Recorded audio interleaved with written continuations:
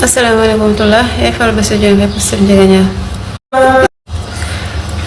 Assalamualaikum warahmatullah. Fal ba sa jëm lépp sëf njëgañal.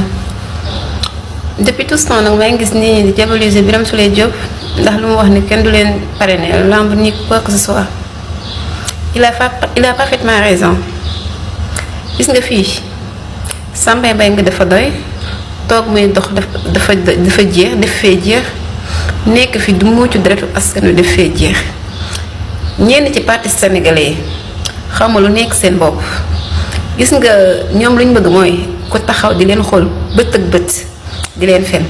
Birame Souleye Diop dafa wax dëgg dafa nekk nitu dëgg ne leen lii dootuñ ko fi nangu parce qu'il a parfaitement raison pour Samba Mbaye bu dul jeex gi promoteur yeeg yenn mbër yi ñii ay milliardaires la ñii nekk ay millionnaires gis nga xaalis nguur gi ñu leen ko koy jox di leen ko partager ngeen koy won na ñu nekk fi di souffrir du pauvre non non c'est fini ça. yéen bu ñu jàppee sénégalais di leen toroxal di leen dóor di leen rey di leen gaañ yéen foo leen nekkoon léegi tax yéen boobu ngeen takku leen seen rajo yi ñuy jël seen làmmiñ yi di ratatati ci télé yeeg rajo yi loolu tax waxoo leen woon. ndaxte Macky Sall moo fi nekkoon ngeen nekk fi di ko Samba Mbaye di ko tuddee ay lamb di tuddee ay ministre ak ay mbokkam mu leen jox suñu xaalis ngeen koy lekk looloo taxoon léegi Macky dem na ngeen bëgg a taxaw ci ñoom Sonko c'est fini ça.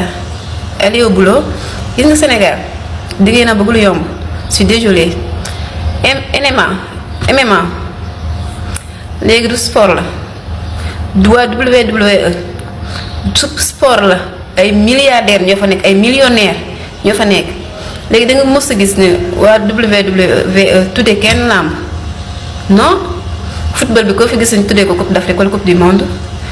ay sponsor la ñuy wut yéen dem leen lijjanti ay sponsor yi sponsorisé leen ngeen lijjanti seen business foofu noonu waaye pour ngeen nekk fii di sponsorisé suñu deret gi dañu muucu non c'est fini ça soyez un peu sérieux gis nga hypocrisie bi nekk Sénégal ci ñi ma ko sañ a wax il faut naa feex yi fi nekk looloo fi jeex. fii kenn du fi nekk du muucu deretu askan wi di jël keesu nguur gi trésor public xaalis Sénégal trésor public lañ koy yóbbu ñu si faj soxlay sénégalais yi on en a fatigué dund gu seer na yoon amul ndox bu baax sax bu ñu naan sax amul courant bu doon sax amuñu ko léegi ngeen bëgg fi nekk fi di tuddee les ministres am ministre ku nekk xam na salaire am muy jël di tànk ci keesu nguur gi ay millions ay 50 000 et plus di leen ko jox ngeen lekk riba boobu foo leen ko jëlee. xanaa xamoo leen ay jullit lañ yàlla lu mu ci wax yàlla lu mu wax ci alalu mbooloo wala yéen daal seen yaram du daw daal ngeen nekk fi mel na ay vampire muucu ñoo muucu bu ñu jeex tàkk ñi gën a riis di riis ñu gën a pauvre ñu gën a pauvre seen yaram du daw trop c'est trop mën naa am ras-le-bol xam nga lii Sénégal lan moo fi nekk léegi